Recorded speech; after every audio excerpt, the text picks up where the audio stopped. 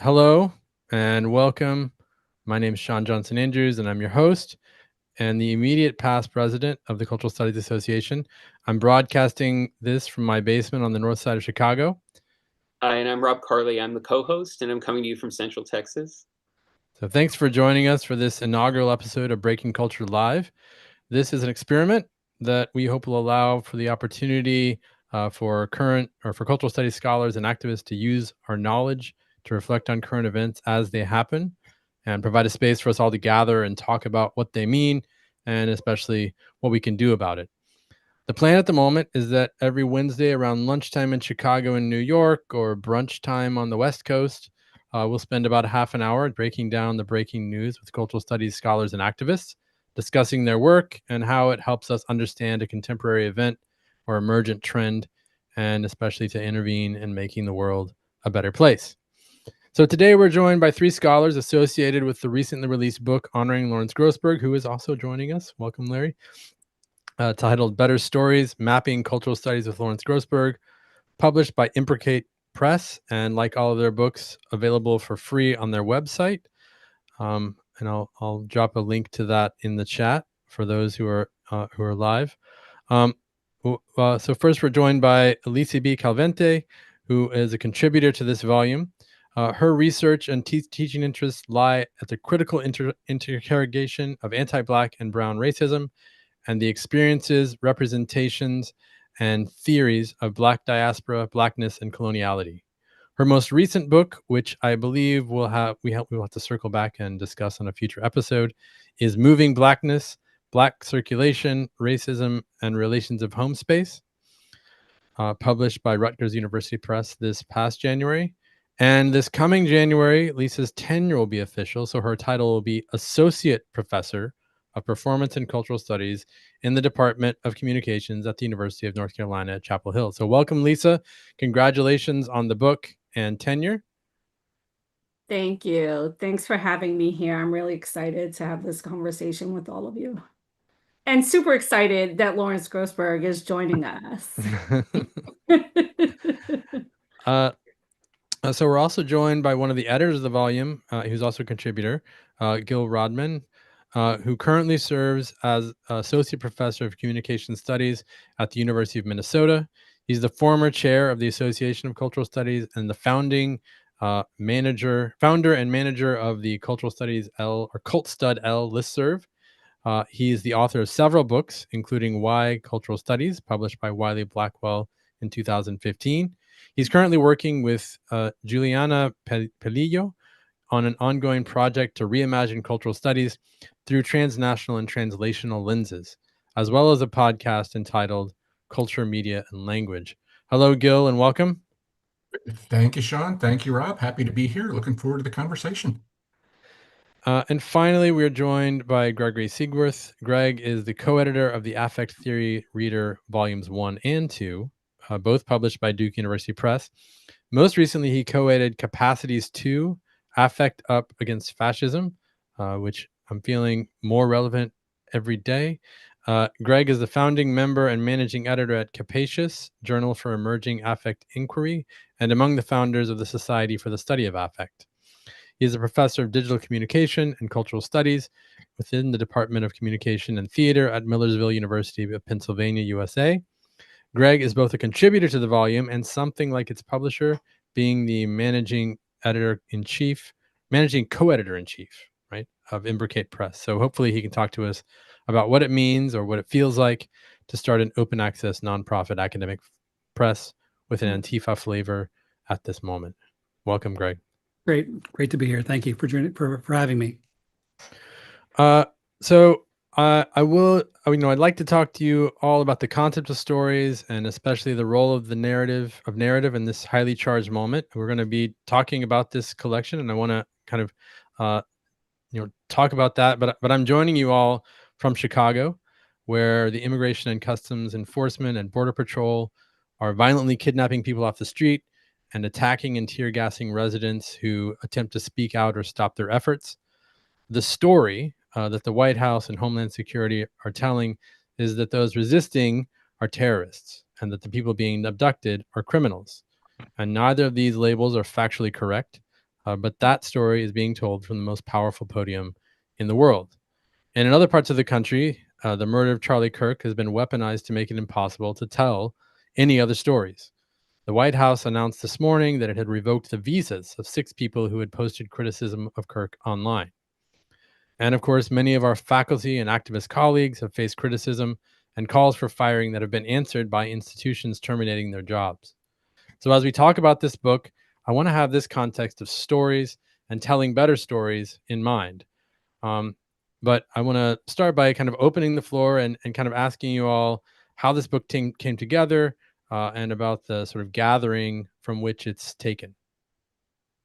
So I don't know. I'll kind of just start with anyone who wants to start. Maybe the editor, one of the editors, Gil. Maybe you could give us a heads up about how this sort of piece started coming together. Sure, though I want to try to do this in ways that are compact enough for the time we've got, and recognize that this is the first time that we've had public conversations about the book at all. Sure.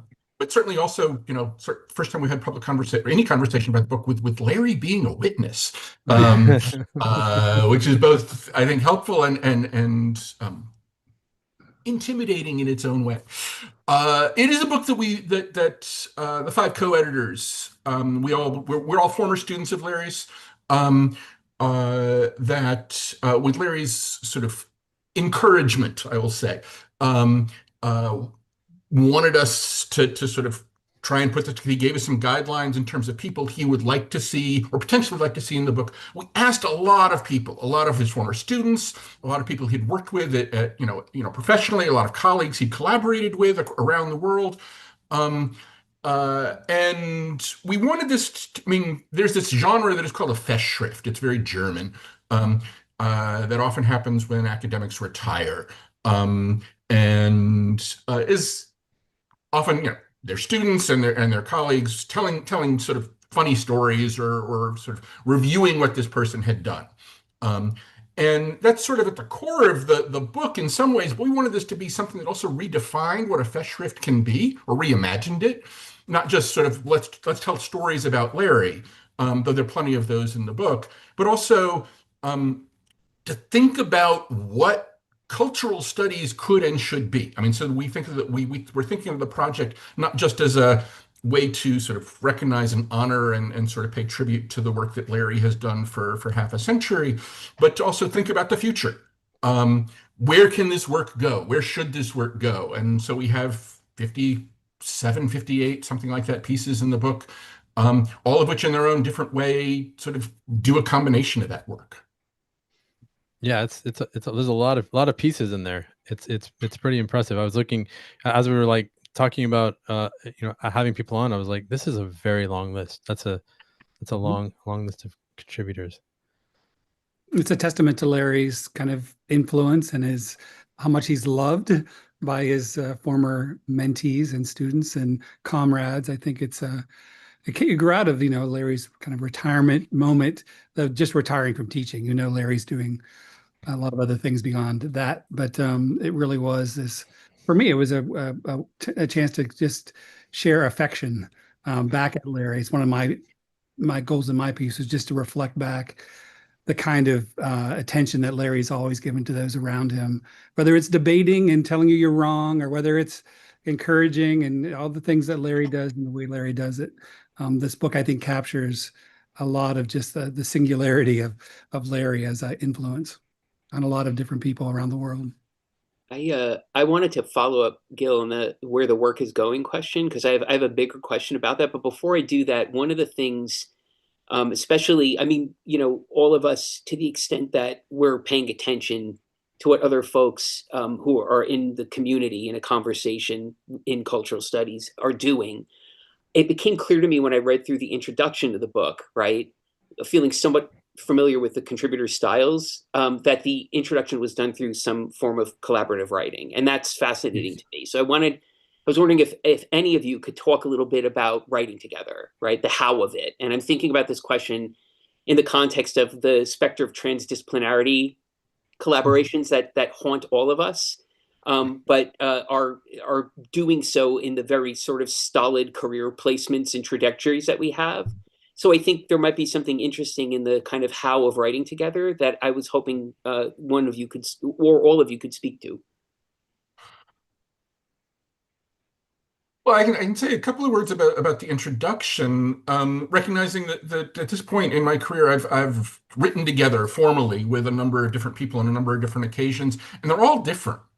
I mean, the introduction for this, and this is one model I know that academics often use when they co-write. There was an initial draft that was written by one of us. I won't sort of, and then everybody else sort of chipped in with sort of, oh, we should say more here, or maybe we want to say this differently. And then we sort of all reviewed, what we had at the end and went from there. But I can speak. Obviously, I didn't do the writing on these. There's, I believe, two other co-edit or co-written pieces in the book. I don't know precisely how those people sort of co-authored, but my sense is they work differently. I mean, that at least one of them, I'm pretty sure, was three different pieces that got strung together and then sort of restitched and stuff to sort of clean that up, just sort of, focus-wise. But I also know that different collaborators work in different ways.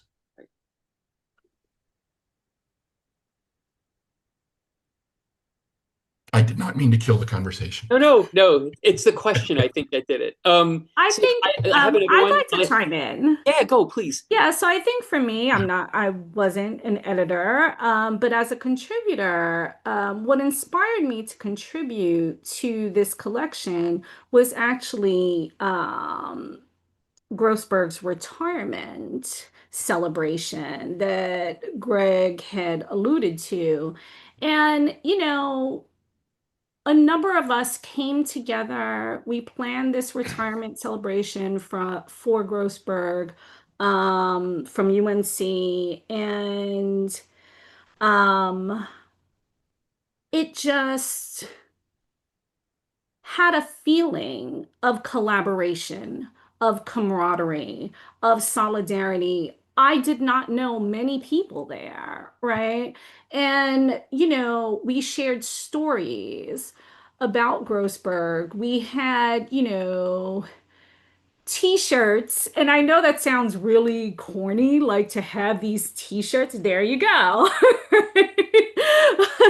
We had t-shirts that had Grossberg's famous comments on our papers, right? So too simple was one of them. No, right, was another. So, and that brought us together in in terms of affective investment, right? In ways that I think the intellect doesn't really capture, right? So we know each other, or me being, one of the younger cultural studies people, haha. Um, you read people's articles on cultural studies, but there is always something about feeling, right? About being invested in not just someone's work, but the practices that they create, right? When they interact with you. And that, I think, is the core of, Grossberg's sentiment of we need to tell better stories and telling better stories, right? And so it's not, going back to how you opened, Sean, in terms of the right, criticizing the left for, what did you say? Being That we're terrorists? supporting terrorists. Yeah. And we are creating stories that are too married to identity politics, as if they are not doing that. It's about a sense of collaboration, a sense of investment, and sensibilities of the collective, right? That we actually do need to pay attention to today, right? Especially what's going on in Chicago. And I think that's the core of telling better stories and the core of cultural studies, right? That understanding, that marriage between the two, intellect and affective investment. So about relationships Yeah. is what you're suggesting. Yes. And relationships where you don't actually need to know the other person, right? But it's in that moment, in the moment that, you know, can be created and can never really be repeated, right? So, and I think the collection does something, speaks to that, right? We can't repeat that feeling that we had during the retirement, right? But we can actually think about, right, what occurred there and marry the intellectual with that affective investment. I mean, if I could jump in, I mean, I think part of what I would want to build on what Lisa was just doing in terms of thinking about the marriage of intellectual and affective pushes.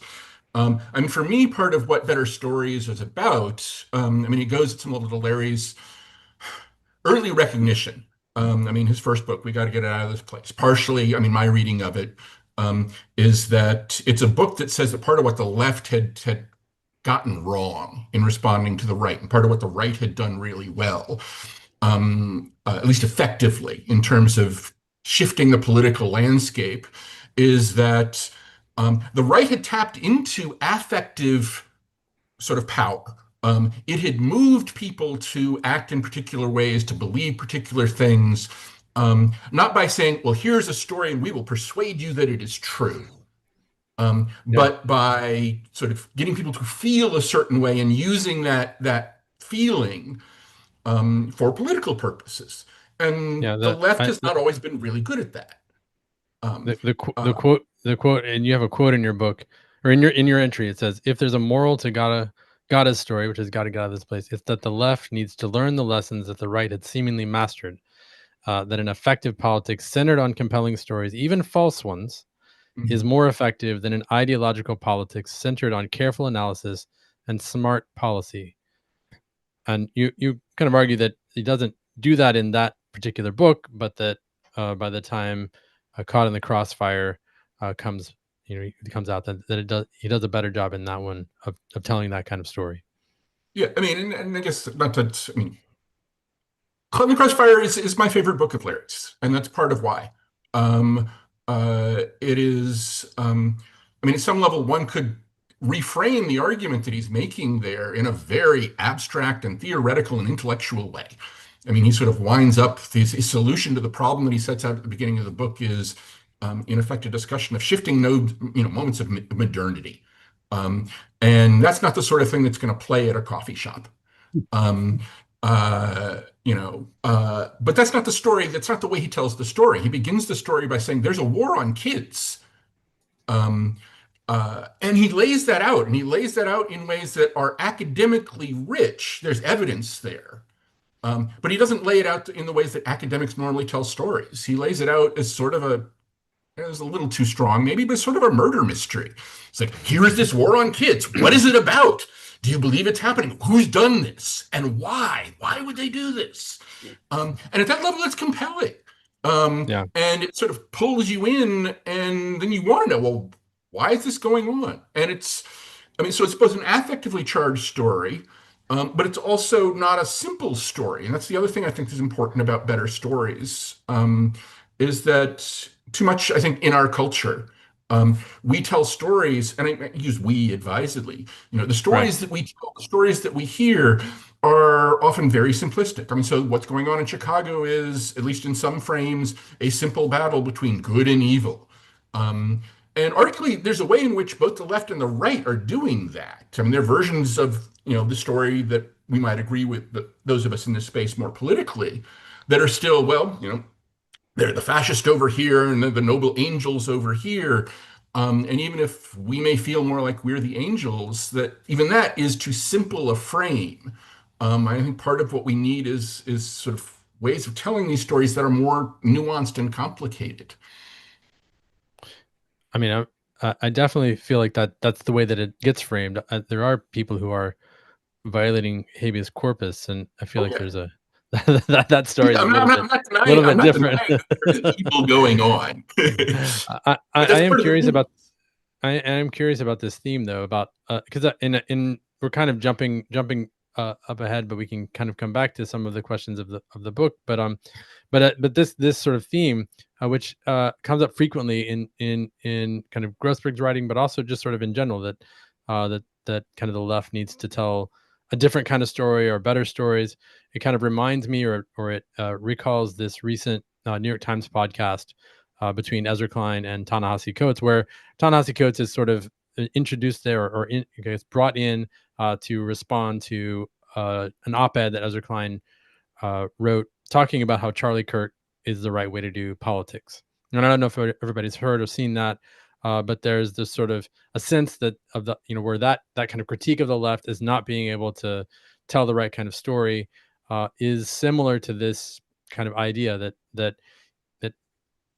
we need to tell better stories. But what's interesting, I think, about what Klein says is that he is criticizing the left for doing kind of what Grossberg recommends we do. That he says for the last 10 years, we've been telling false stories about identity and that feel right, and which obviously kind of trigger the right.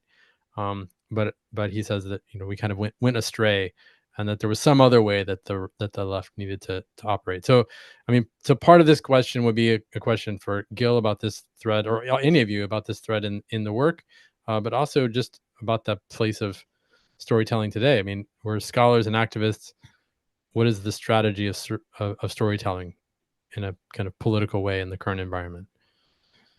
Well, see, I'm gonna, and you tagged me there, but I'm gonna bounce it to Greg because I've only seen part of the podcast, and I know Greg has seen it all. So, yeah, well, I got something different out of it, which was Ezra Klein being very strategic about what the left needs to do now and how we need to break certain alliances and move to different things. And Ta-Nehisi Coates sticking to this, again, the identity as someone who's an African American in America, feeling very much about not, bowing to some kind of, the kind of a narrative that is. I think there's a sense that the stories that maybe Ezra Klein is talking about are too. I mean, we're not talking about a fiction here. We're not talking about, the storytelling as a kind of fiction. We're talking about taking aspects of things that are out there and stitching them together in ways in which that has not quite been told in the mainstream media. I was listening to something the other day about the MMR vaccine, and this is my own ignorance, but I didn't know that there's never been a measles, a mumps, rubella separate vaccines. That to do away with this, the way Trump was talking about it, meant to create 3 new vaccines and 3 different shots. The media, maybe I listened to the wrong media, but I was like, why didn't I know this? Like, so I teach my students, I teach a class on activism. And one of the things we do is there's a hell of a lot of reading. Every time we meet, it's a 3-hour class. We watch a film, but it's a nice way to both get a map. And I think for me, what I take in some ways stories from Larry to be is this combination of what hooked me first to Larry's work was affect, but also this idea of mattering maps and meaning maps.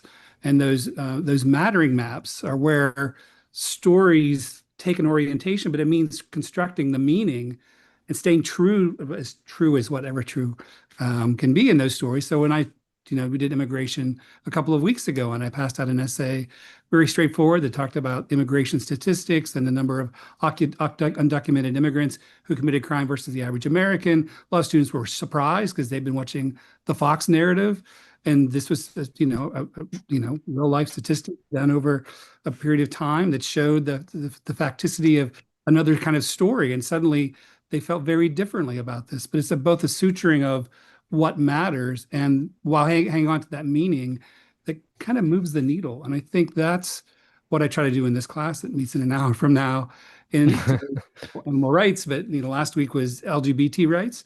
We spent a lot of time on what gender and sex, what the reality of those are. And it's not an easy binary that we can just write a kind of executive order on, but it's to tell a different story around what these are at the level of kind of, as much as we can, facticity and science and the kind of knowledge that we can bring to bear as academics, as well as putting that together in a kind of anecdotal and, in a way that compels a kind of feeling that connects to that kind of counter narrative to maybe a dominant narrative. But to me, it's always hanging on to what matters and what meaning is available in the kind of scattered interstices or the kind of places in which Maybe our students aren't getting it. Maybe other people around us don't have that kind of, and that's our job as academics, is to pull those things that we're encountering, whether it's Ta-Nehisi Coates and Ezra Klein talking about this political moment and strategies to move forward. But, you leave that interview thinking Ta-Nehisi Coates, is telling the better story. Ezra Klein is not even close. It's not even close. It's not even. For me, the irony, just knowing about, again, I need to see the podcast, is that Ta-Nehisi Coates is not telling the simple sort of identity politics story that was set up to represent. His story, he tells amazingly complex, nuanced, and yet powerful and strong stories that are both sort of factual but also moving. I mean, I teach Between the World and Me, sort of one of the last things that we always read in my media, race, and identity class. Basically every time that I've taught the course since the book has come out, which is a lot. Part of teaching it is not just, well, there's some facts in here that my students don't know, but that it is also a moving story. It's one that sort of hits them. And I think that one of the things that the left sometimes does wrong is, and there's an old Stuart Hall line about this, it assumes that once you've sort of put the right facts on the table, everything else will fall into play. He has a line about, once you've deconstructed the binary, we think our job is done. When the binary doesn't care that we've deconstructed it, it's out in the world roaring away, doing its ugly work. And that's, getting it to stop doing that work requires different stories, which is not just about getting your facts right, though that matters. It's about moving people. It's also about knowing where your story needs to land, and how you can tell the right story to the right people who can then do something with it. Or back to stuff that Lisa was saying before, we don't get to reproduce sort of in this space right now, for instance, the affective charge of that, weekend in Carolina when, for Larry's retirement. But there's something we can do to move forward with that energy that matters. I think that's a good sort of point to kind of like bring us towards the end. So Lisa, I really enjoyed your essay a lot. And I wanted to sort of kind of bring it back to that, right? So your essay ends by discussing the position of collectives in cultural studies, and it points out this is greatly facilitated by the invisible work Larry did, right? Stuff that's not rewarded, stuff that's, at best ignored, at worst punished, especially when it's faculty of color doing it, women of color in particular, right? So in a lot of ways, I think that in a broad sense, this also rightly positions cultural studies in a concrete way against the interests and rules of disciplines, right? Prioritizing solidarity, love, and political change over academic accolades, right? And this, some ways, also gives new grist to the mill of how cultural studies thinks about itself in a relationship to disciplines. And so thinking about this, what started this conversation off, is it also right to suggest that Imbricate, the endeavor, and this book is a scaling up of the kinds of risks that come with invisible work back into a collective, a solidarity, a labor of love, work embedded in a solidarity space? Is it an example, and is it a model of that? And part of the reason why I'm asking that is I'm trying to get at what are the forms and initiatives of sociality that you describe in the essay, and in what ways can these be made to root and renew that solidarity, love, and political change, to make a home for it, so that invisible labor becomes collectivized, it mitigates risks, and it's even valorized. It's a space where it can be valorized and reproduced. And I'm basing this off of the end of your essay, which to me is the crucial question whenever I step out and do anything in cultural studies.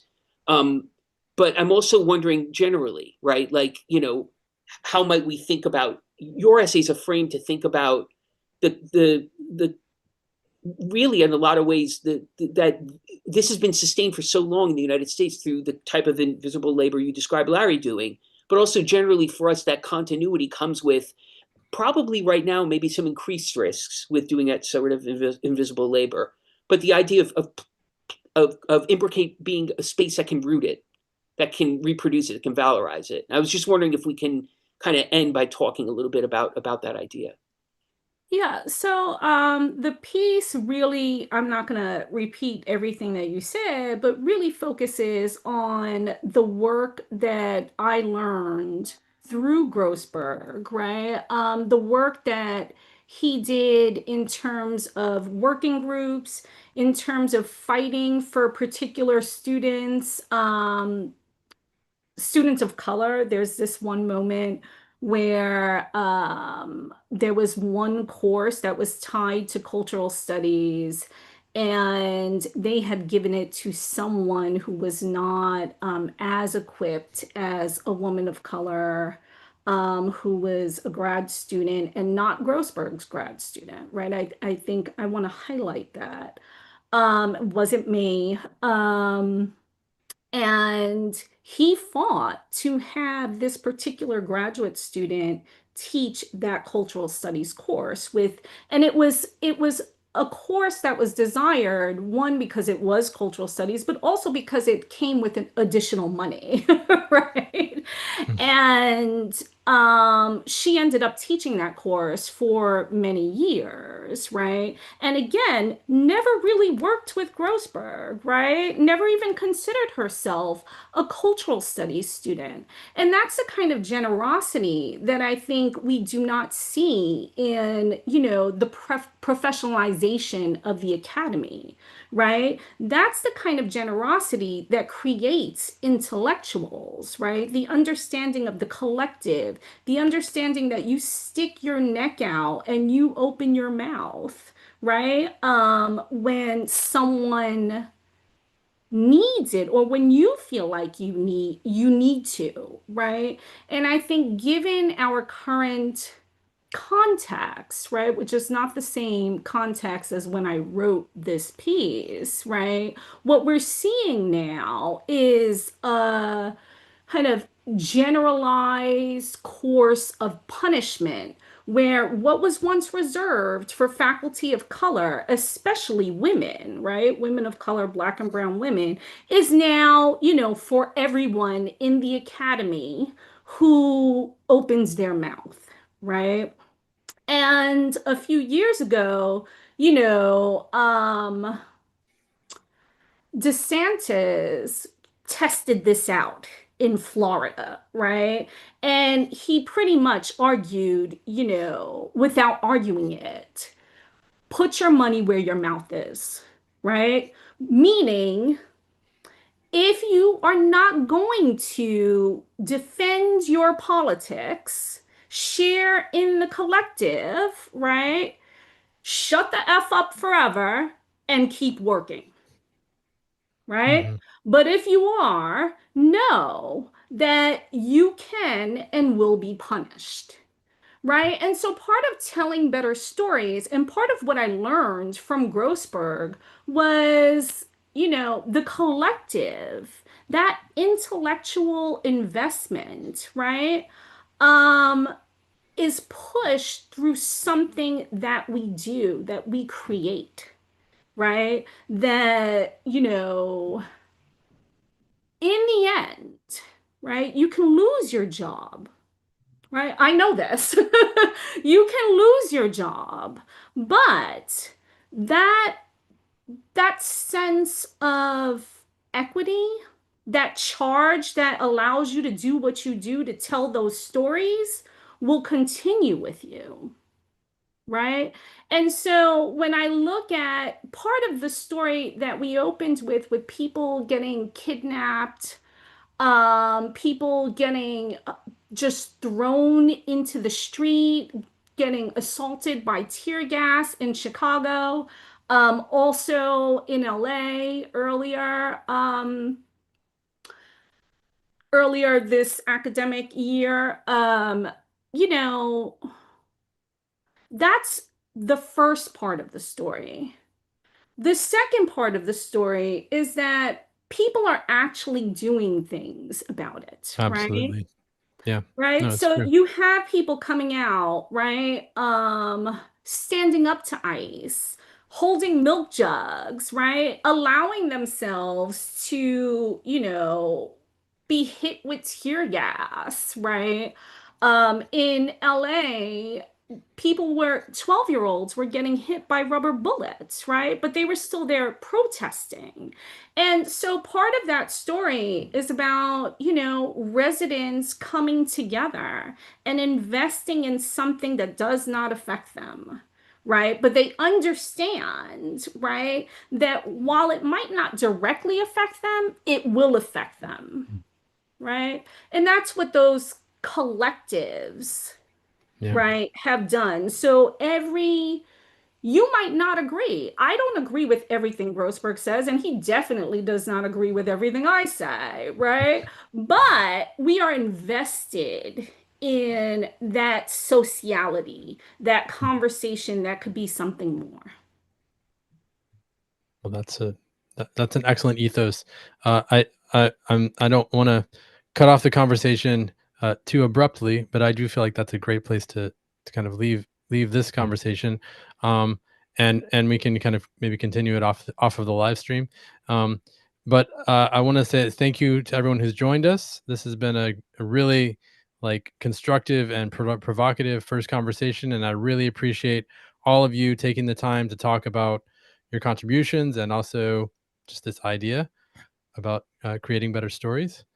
So thanks to Lisa and Gil and Greg. Thank you for having us and recognizing that this is a space where I'm hoping and trusting that Sean and Rob, you will both continue to tell better stories and let other people tell better stories. So Thank you. Well, and to that end, next Wednesday, October 22nd at 11 a.m., we'll be joined by Perry Johnson and Courtney Cox, who I actually believe are in the room with us now. They are the co-directors of the Sound of Victory, which is an interdisciplinary initiative dedicated to exploring the historical relationship between music, sound, and sport, and co-authors of a forthcoming NYU press volume also titled The Sound of Victory. They both have a lot of research and discussion about the NFL halftime show, which has suddenly become an even more provocative topic in light of the controversy over the NFL's choice of Puerto Rican performer Bad Bunny for the 2026 Super Bowl. So if you registered with Zoom, the same link should work. And if you're joining us on YouTube, and Perry says, thanks. Good to have you here, Perry. If you're joining on YouTube, it'll be streaming there again. This episode will also be available on the Breaking Culture Live YouTube channel. So please share it with your colleagues and let us know if you have any ideas for future episodes or invitees by emailing us at breakingculturelive@gmail.com. So thanks again for joining us. I'm Rob Carley. And I'm Sean Johnson Andrews. And please also check out my Substack at breakingculture.substack